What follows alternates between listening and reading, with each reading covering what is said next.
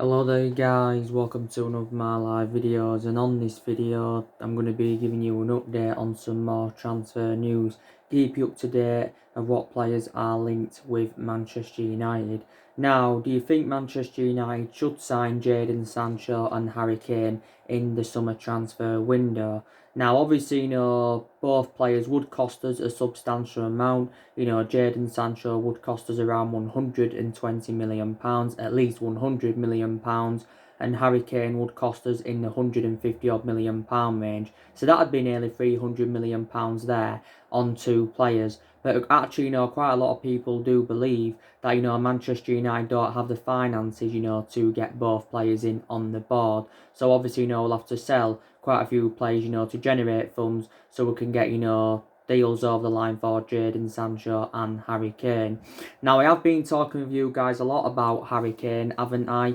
Like I said to you, didn't I? I'm very, very sceptical that Manchester United will sign Harry Kane in the summer transfer window. I do believe that Harry Kane will leave Tottenham because quite clearly he is unhappy with Tottenham. Don't forget, Harry Kane did make an admission quite a few days ago now, and this did actually, fuel speculation. And he said, that he could leave Tottenham, if the team don't progress, and he won't stay at Tottenham for the sake of it, because Harry Kane has revealed his ambition, and his ambition is to win silverware. And so far, during his career with Tottenham, he hasn't won anything in terms of silverware. So obviously, I think he does want to take his career to the next level. Like I mentioned, Harry Kane has been at Tottenham for several years. He was in their youth academy for around 4 to 5 years, and he's been in their senior squad since 2011. And he's done really, really well, to be fair. Harry Kane is Tottenham's third highest goal scorer in their history, behind Bobby Smith and Jimmy Greaves. Harry Kane has 181 goals in 261 games in all competitions, and he has just under 200 Premier League appearances. He has 136 goals in the Premier League. Now, obviously, Daniel Levy's give his overarching view on this speculation regarding Harry Kane. And Daniel Levy, of course, is the Tottenham chairman. He says this is stemming from him, that Tottenham have got no intentions of selling Harry Kane. But I revert back to what I've said on my recent videos, Daniel Levy is a good businessman, but he's also a very, very hard negotiator, especially, when it comes to teams trying to recruit players from Tottenham, because like I mentioned, Tottenham have lost quite a few of their imperative players in recent years. Revert back to the January transfer window, they lost Christian Eriksen after he endured 7 years with Tottenham, so he was a long-serving player for Tottenham. They also lost Danny Rose. He went out on loan to Newcastle. Obviously, revert back to 2013, they lost Gareth Bale. They also lost Luka Modric and that. And, we've done business with Tottenham in the past. Don't forget, we got Dimitar Berbatov off them.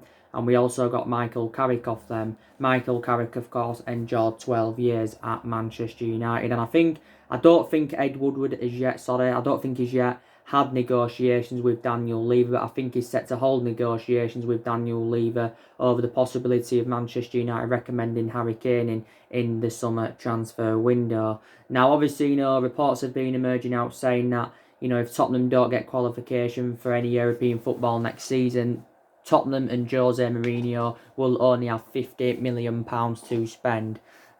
So this is what it basically said. And obviously Tottenham can't win anything in terms of silverware this season.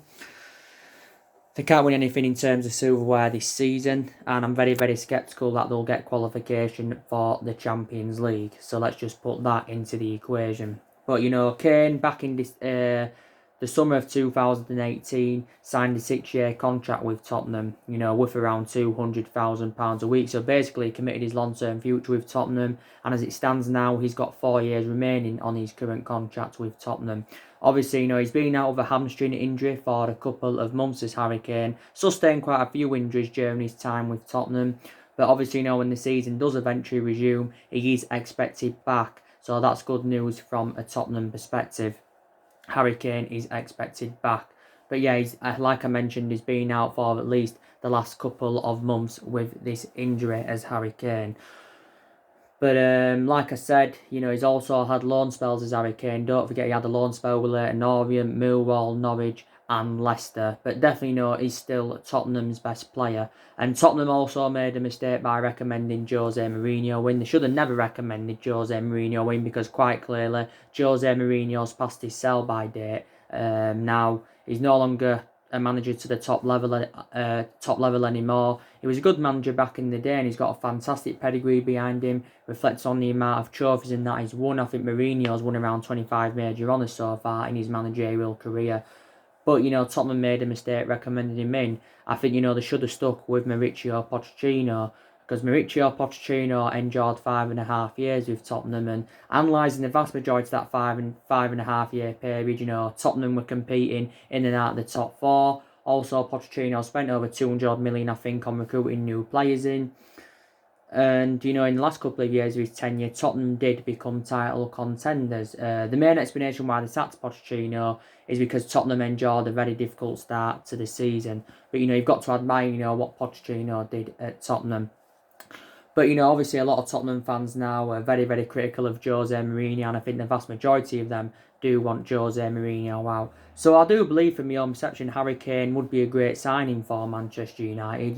He'd be able to show his goals. He's well proven in that in the Premier League, and he's still only at the age of 26, and he has still got a lot of development in him. But I'm just very sceptical that he'll come to Manchester United. Don't forget, recently Gary Neville gave his overarching view on the admission that Harry Kane made. Obviously, Alan Shearer believes that Harry Kane will quit if he remains loyal with Tottenham this summer and they don't win out next year. But yeah, he will definitely quit Tottenham, but I think he'll either go to Real Madrid or he'll possibly go to Juventus. Don't forget, Manchester City have also been in for him. But I can definitely assure that Harry Kane will leave Tottenham. He will leave Tottenham, but yeah, well, there's been a few clubs that have expressed their interest in him, but, Man United, I think, have been in for Harry Kane at least for the last 5 years or so. And don't forget, Kane knows Rashford very, very well, because they are both English, and yeah, it would be good to see him come in, but my perspective on it, I don't see Harry Kane coming to Manchester United. I don't think anyway we'd be willing to pay the £150 million, because that figure, you could get maybe 2 or 3 players for the £150 million rather than pay £150 million on one player. And like I mentioned before, I reiterate what I said, there's other strikers on our agenda that are cheaper solutions than Harry Kane. You've got Aubameyang, that's available for 50 million. You've got Timo Werner, that's available for 50 million pounds. So that'd be 3 times less, than it'd cost us 3 times less, than what it would for Harry Kane. But yeah, Manchester United are definitely in search for a centre forward, because we're looking for an adequate replacement for Romelu Lukaku, because obviously he went to Inter Milan last summer, did Romelu Lukaku. Now, obviously we're aware of the impact that Odion Ighalo has made so far, because I think he's made a fantastic impact as Odion Ighalo. He's got 4 goals in 3 starts for the football club. He's an option of a different type of centre forward, and he's the vocal point, is Odion Ighalo. But I've got to give him a lot of credit, because he has confounded his critics wrong. Because when we purchased him on deadline day, a lot of people were saying it was a panic buy by Manchester United. But he's a very, very good player, is Odion Ighalo, and like I mentioned, he's a good cover-up to Marcus Rashford, because of course Marcus Rashford's been out of a back injury for quite some time. The good news is that when the season does resume, Marcus Rashford should be back into action.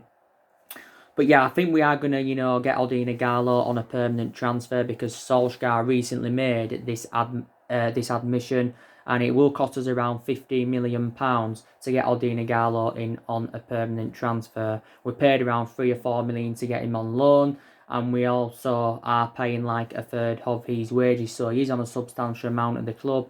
Don't forget Odion Ighalo's parent club, Shanghai Shenhua in China.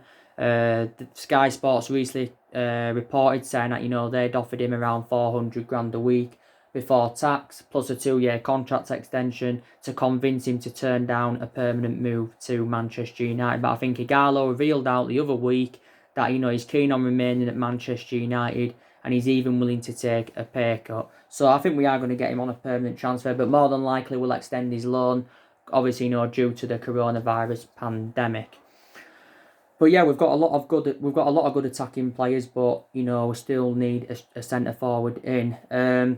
News now on Jadon Sancho. It's looking very, very imminent that Manchester United are going to sign Jadon Sancho in the summer transfer window. It's looking a lot more imminent that we'll sign Jadon Sancho rather than Harry Kane. Rio Ferdinand, he believes Manchester United should spend over 230 million on Harry Kane and Jadon Sancho because they would dramatically improve our squad.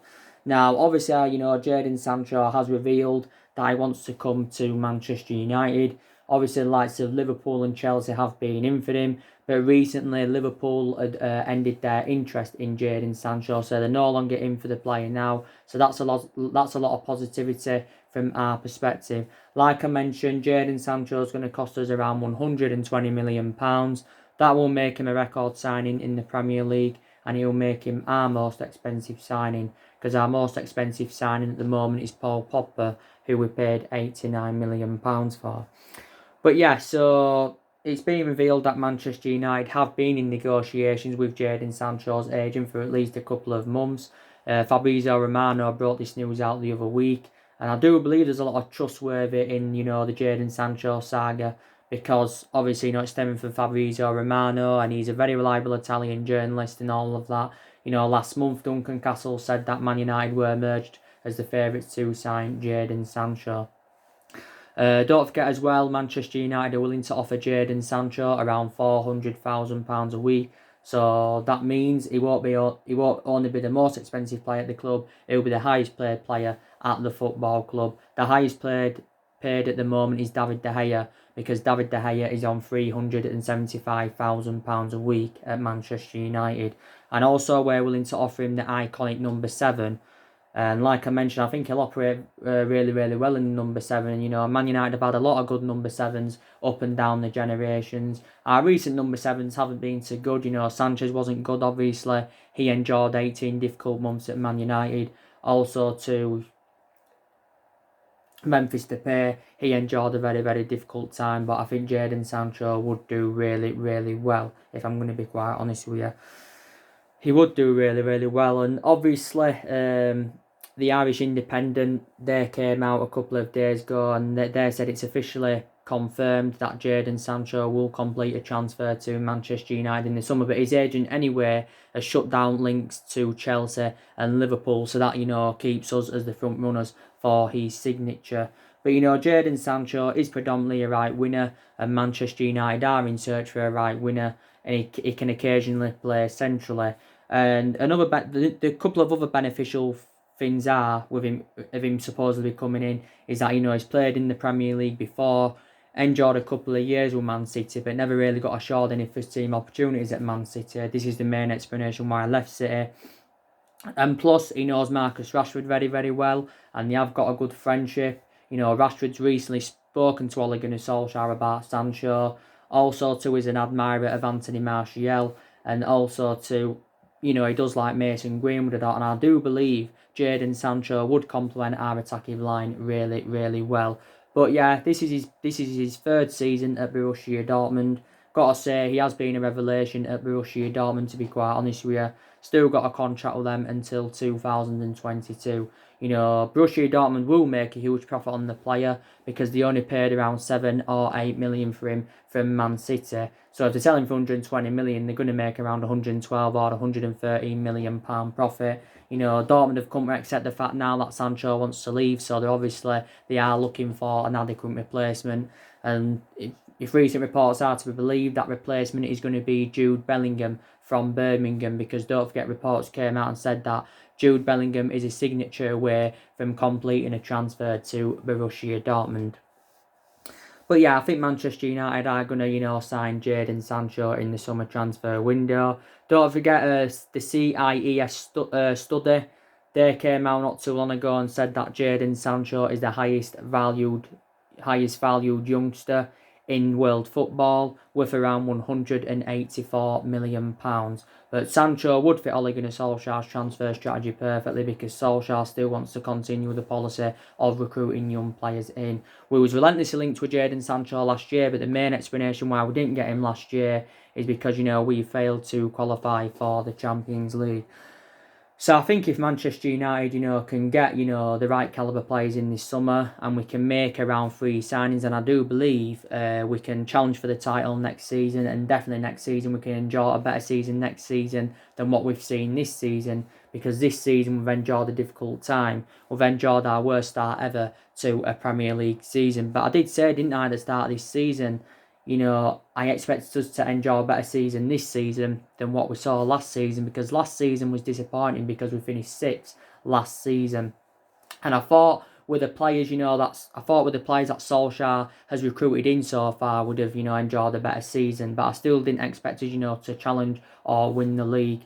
But, like I mentioned, it is a transition period. And Solskjaer's enjoyed 3 transfer windows at Man United, and he's spent around £220 million so far at the football club. But Solskjaer's revealed the areas where he wants Man United to strengthen up. He wants a right winger, and he also wants a midfielder in. And I think he's also looking to bring a centre-half in. So there's still deficiencies in the squad that need to be addressed.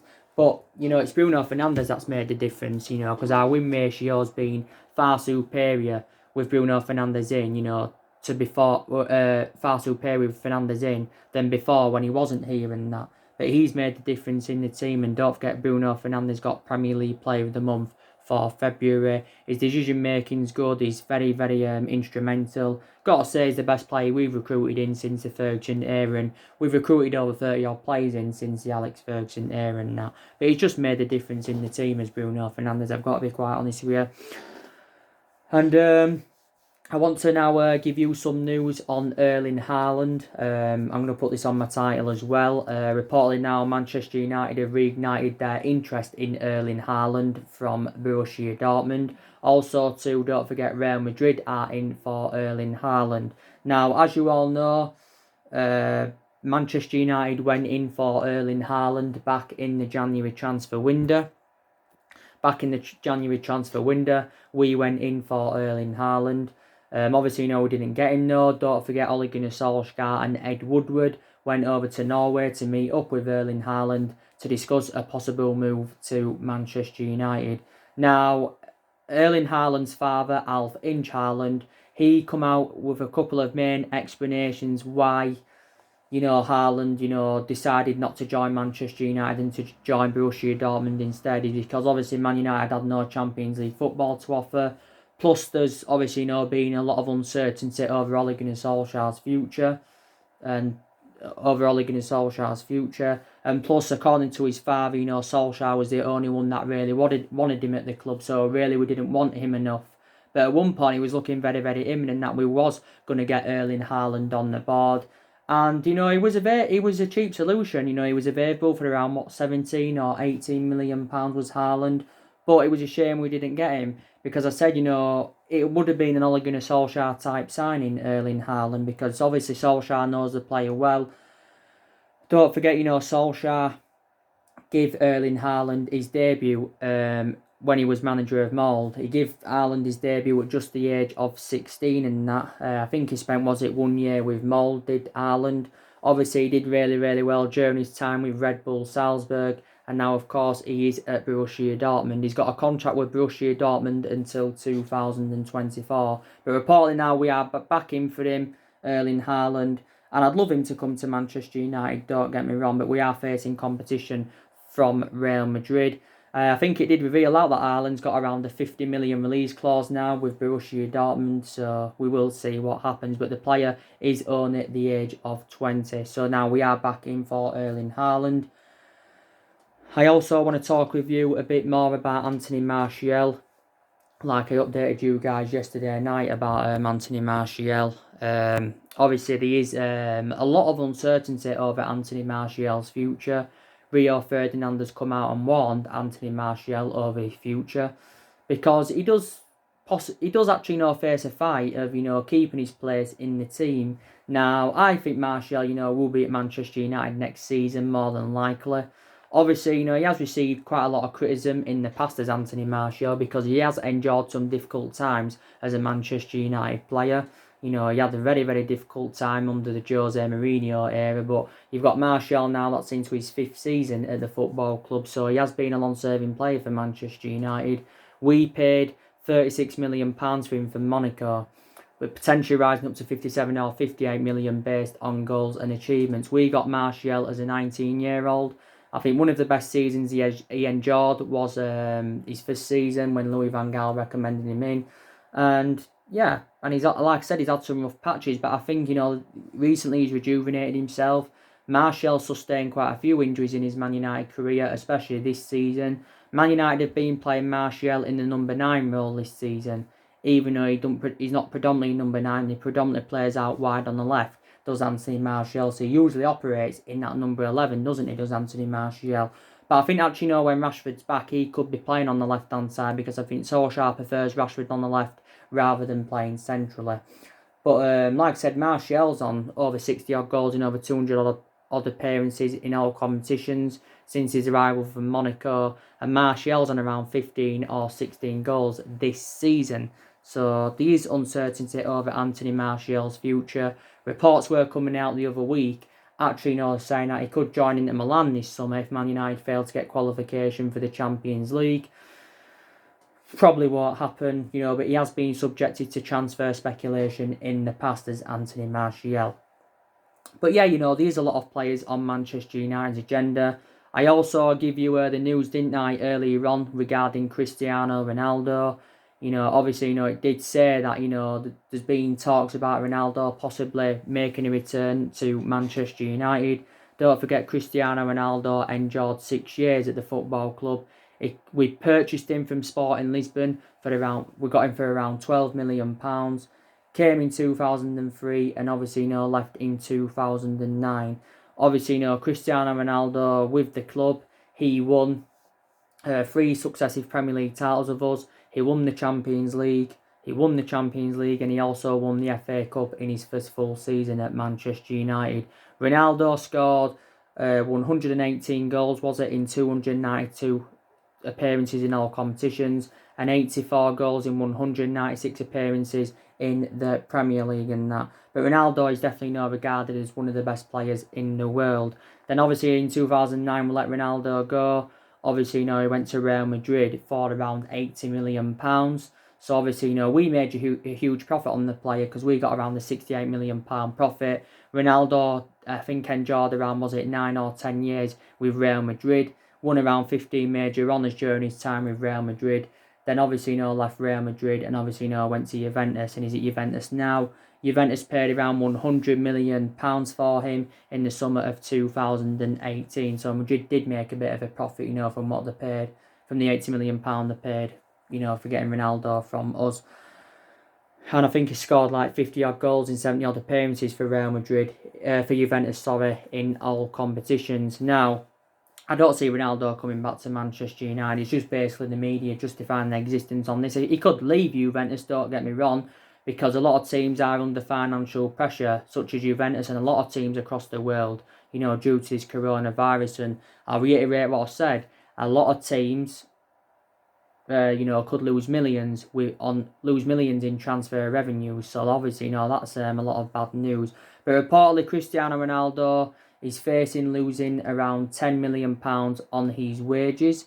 And that's if, Cristiano Ronaldo doesn't agree a contract extension. His current contract with Juventus ends in 2022. But the Juventus president's give his overarching view on it. And he's actually, convinced that, Cristiano Ronaldo will extend his contract. Don't forget, Ronaldo is the highest earner in the Serie A. He's on over £27 million a year. That equates to just under £500,000 a week. So he won't come to Manchester United, Cristiano Ronaldo, because it's actually, very, very seldom that, players go back to their former clubs. We've seen it happen a few times. We saw it happen with Wayne Rooney.